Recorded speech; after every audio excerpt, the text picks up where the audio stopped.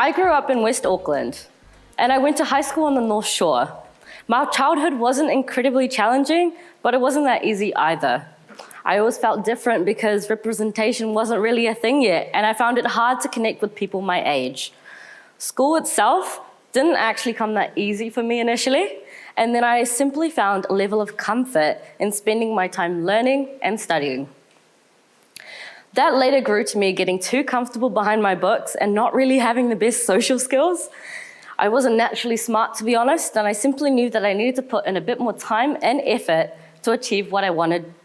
And I had immigrant parents that instilled that in me.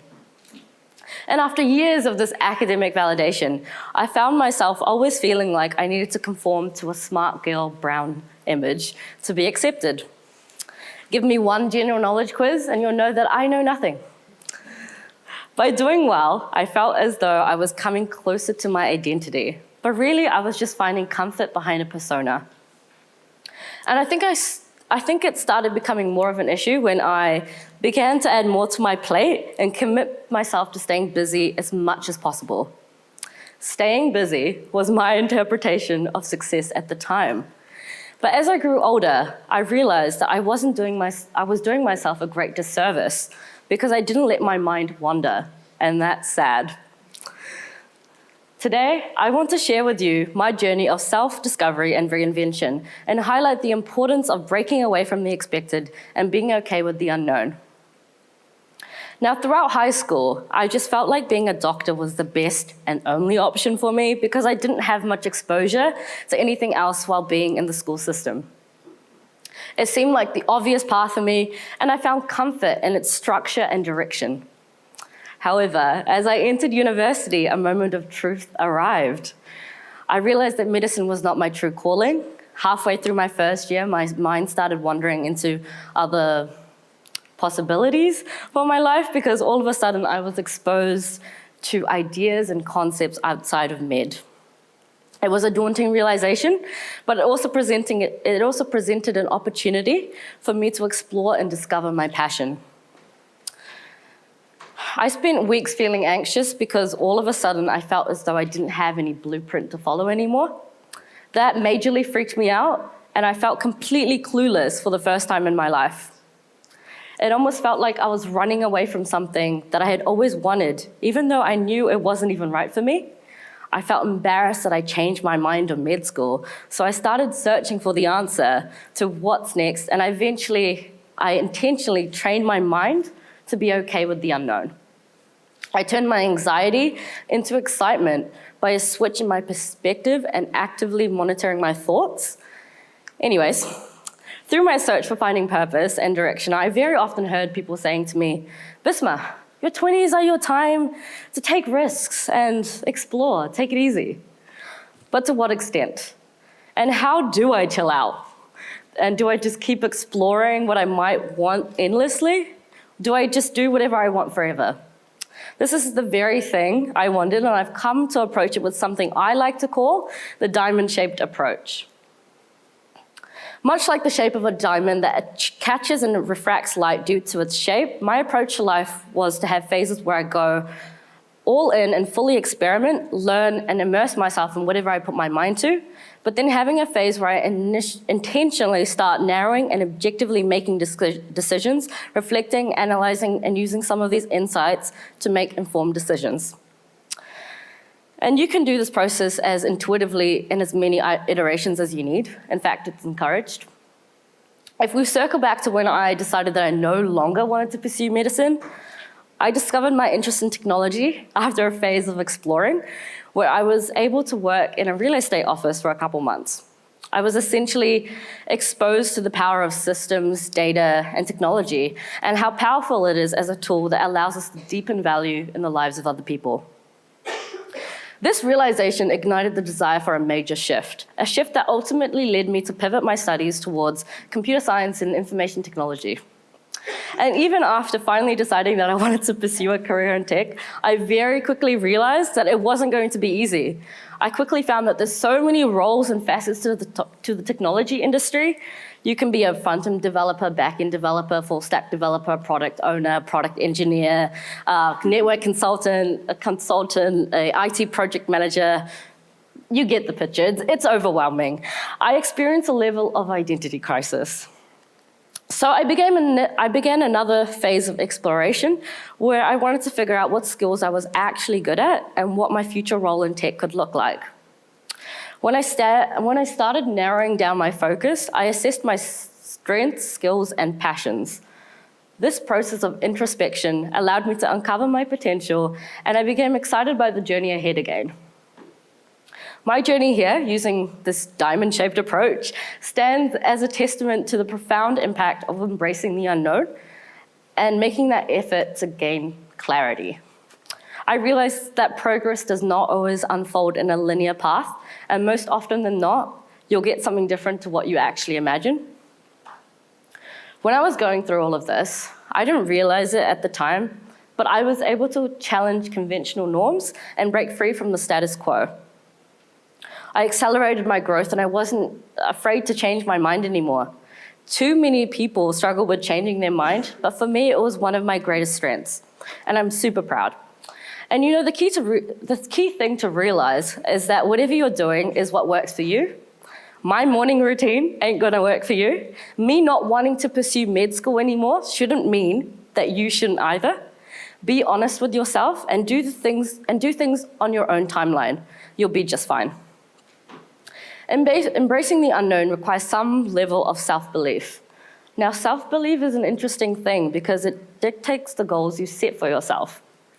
I like to always have stretch goals, where I literally write down goals that are a little bit of a stretch to what I actually think I am capable of achieving. They're a good way for me to recognize what I deem myself to be capable of and what added layer of challenge I want to integrate. I have these written in the Notes app of my phone at all times. And the beautiful thing is, I know that these goals will work out in my favor eventually because I have patience and the self-belief to know things will work out for me in the end. As Gen Z would say, stay delulu until it's tralulu. And that's the salulu. Slay. The technology industry, characterized by its rapid evolution and limitless potential, can leave many of us grappling with a sense of uncertainty that can be overwhelming and disorienting. The vast array of possibilities can lead to an identity crisis. Imposter syndrome lurks in the shadows, making it even more challenging to find your path. I can attest to this firsthand because I went from a very laid out and straightforward life plan in medicine and the sheltered university environment to suddenly having to navigate the working world on my own. During this time, I learnt that embracing adaptability was the key to staying relevant in the working world. Just because you did X, Y, Z to get that job doesn't mean you're fully qualified or know what you're doing when you're in that job. As much as your seniors may want to help you and nurture you, a lot of the time you're thrown in the deep end and expected to perform because people don't have the time to just ease you in. The key to staying ahead and progressing is to continue to work on your craft, ask questions, build your network, and upskill in whatever way is relevant to your role and goals. That's how you stay relevant in the market. One common foe that often accompanies this crisis is the infamous imposter syndrome.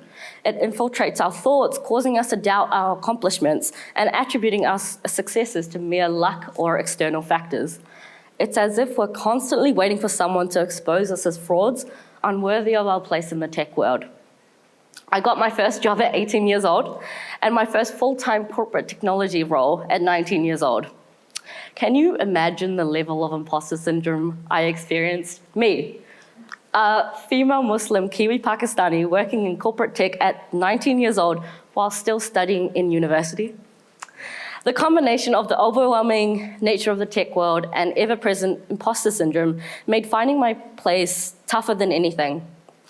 This uncertainty is what psychologists call the identity crisis, a period of intense self-doubt and questioning of one's ability. And I believe a lot of young people that go out into the working world also experience this. I've learned that backing yourself and surrounding yourself with people that advocate for your potential helps you overcome imposter syndrome. And embracing adaptability is the key to overcoming that identity crisis at work. I am currently a functional technology consultant, and I'm in my last year of university, finally. Now, how many of you guys actually know what I mean by a functional tech consultant? Yeah, me too, literally. I have no idea what I was doing when I first started, and I gave it a good go. And to be honest, I still don't know. Not much has changed, but I'm a lot more confident conversing with our clients, building that trust, projecting my confidence, and building solutions for our clients than when I first started. Just as technology adapts to changing circumstances, we too must adapt our mindset. Also, please remember, you are not alone in your journey. The tech community is a vast network of like-minded individuals, all with their unique stories and struggles. Reach out to mentors, engage in discussions, attend meetups, and seek guidance from people who have similar paths, because I guarantee you that opening up to some trusted individuals over a cup of coffee makes all the difference. Start backing yourself, find strength in your struggles, remain authentic in your aspirations, and remember that each one of us holds the power to rewrite our narrative. Sometimes all it takes is a supportive network to remind us that our struggles are shared and that our growth is a collective effort. Trust me, I've had multiple mentors and coaches, and I've cried to some of them. Reinvention and staying relevant. In a world where change is the only constant, the concept of reinvention becomes paramount. And I've recently embraced this idea of reinvention a little bit more. A great example of this principle is the one and only Madonna. Throughout her career, Madonna masterfully reinvented herself, continually staying relevant while remaining true to her essence. Now, why am I telling you about Madonna? Just as Madonna has dominated each stage of her career with a fresh perspective, we too can draw inspiration from her journey. In the tech sector, staying relevant is important, with technologies changing faster than you can imagine, and so embracing change, whether you want to or not, is highly regarded. Embracing the Madonna principle essentially just means shedding old layers that no longer serve us, exploring new horizons, and integrating skills that propel us forward. The thing I'm most proud of is being able to pull myself out of a really dark place where I was in literal stress-induced anxiety attacks for weeks, maybe months. I have no idea. And reinventing myself in a way that was so far away from the negative self-talk and self-doubt that I faced. I read a book called Don't Effing Panic by Kelsey Darragh, which is a deep dive into all the stuff that nobody talks about with anxiety, panic attacks, and depression. I did this after a period of extremely bad mental health and a phase in my life where which I never wished to revisit. I had overworked myself for months, and I locked myself into a schedule that literally became a risk to my health. Silver lining, it was through this time in my life that I understood the importance of boundaries.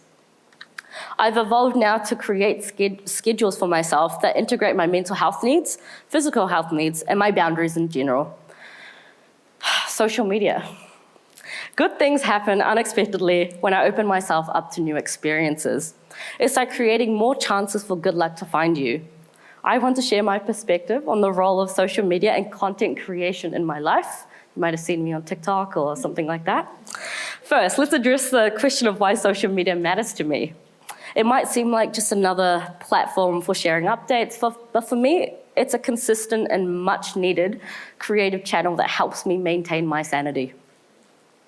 In the midst of life's chaos and demands, social media becomes a space where I can express myself, share my thoughts, and connect with a diverse community. But it goes beyond that. Social media isn't just about sharing, it's about receiving as well. And this is where the concept of increasing my surface area for serendipity comes into play.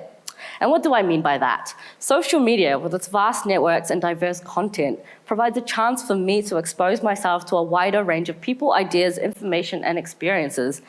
This exposure isn't just about scrolling through posts, it's about immersing myself in a dynamic virtual world and leveraging it to make meaningful connections in the physical world.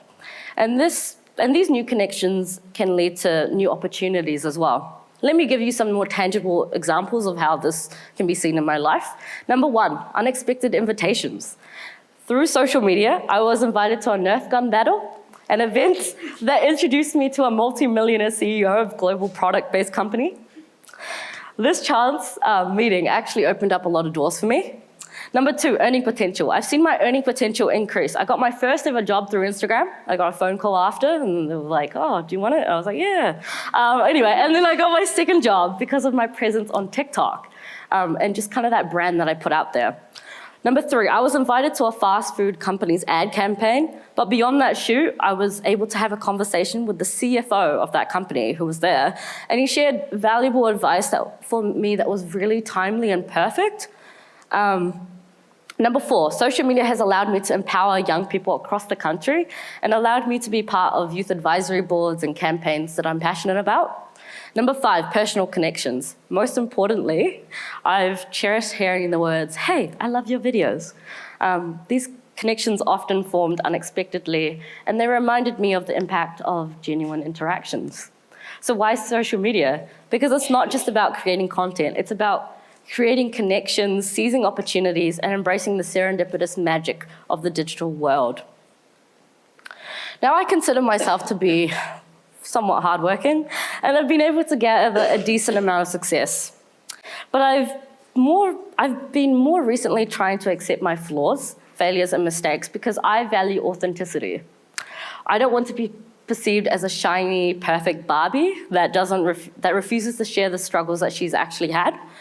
I want to be as authentic as possible and recognize the importance that the lows have had in my life.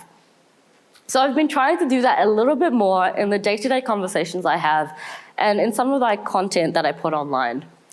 And I do truly believe it has strengthened my connection with people.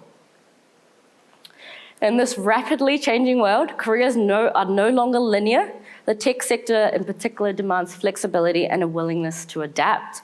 Your major or degree may not directly correlate to your future job, but with adaptability, you can navigate and thrive in this ever-evolving landscape. By being open to learning new skills, seeking mentorship, and connecting with individuals you know you can trust and who can support you on your path. Ladies and gentlemen, my journey from pre-med to tech taught me invaluable lessons. Today, I encourage each and every one of you to question the status quo and be open to exploring different paths, for each one of us holds the power to rewrite our narrative. As my sister always says, we're all gonna die anyways, so might as well do what you want. Thank you.